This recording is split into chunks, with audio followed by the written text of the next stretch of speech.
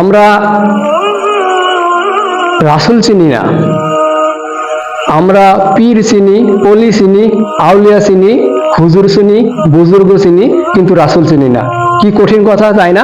আমি আবারও বলছি, আমরা হুজুর চিনি না, আমরা হুজুর চিনি, পীর চিনি, অলি চিনি, আউলিয়া চিনি, পীর চিনি, বুজুর্গ চিনি, আলেম চিনি, কিন্তু রাসূল সাল্লাল্লাহু আলাইহি সাল্লামকে চিনি না। কিভাবে চিনি না একটু লক্ষ্য করুন।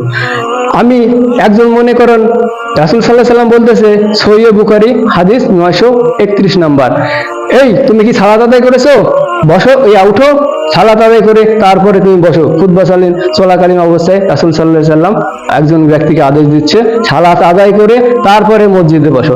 এখন আপনি গেছেন এক মসজিদে, ওইখানে হুজুর বসে আছে, খুতবা দিচ্ছে, আপনি সালাত আদায় করতে না করে বসে পড়লেন। কেন বসে পড়লেন সালাত আদায় না করে? কারণ হুজুর আপনাকে শিখিয়েছে যে আমি খুতবা দেওয়ার সময় তোমরা বসে থাকবে, কথা বলবে না। আপনি কখনো কি চিন্তা করে দেখেছেন যে এখানে রাসূল সাল্লাল্লাহু আলাইহি সাল্লামের মসজিদুল উমামি, মসজিদে নববী, সেইখানে যদি সালাত আদায় করা যায়, তাহলে আপনার ওইটা কত বড় হুজুর যে ওই হুজুরের সামনে সালাত আদায় করা যায় না?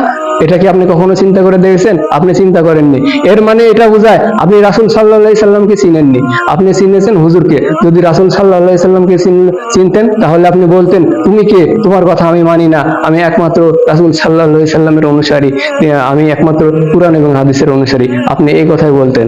তারপরে দেখবেন যে আমরা মানুষ মারা গেলে আমরা যাচ্ছি, যাই কি করতেছি, মাটি দেওয়ার সময় মিনহা খালাক্তা নামে একটা দোয়া পড়তেছি।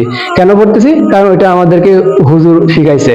কিন্তু ওইটা কোরআনে আছে না হাদিসে আছে না কোথায় আছে? এটা কি আসলে আদেশ আছে এটা পড়ার?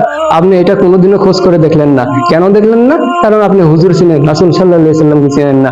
আমি আপনাকে বলতেছি, ওইটা একটা স্পষ্ট বিদআত। ওইটা হচ্ছে রাসূল সাল্লাল্লাহু আলাইহি সাল্লাম কোথাও ওই আমল করার কথা বলেনি। ওইটা একটা কোরআনের আয়াত, হুজুর কাটে নিয়ে যায় ওইখানে যোগ করেছে, যোগ করে ওইটা আপনাকে আমল করাচ্ছে।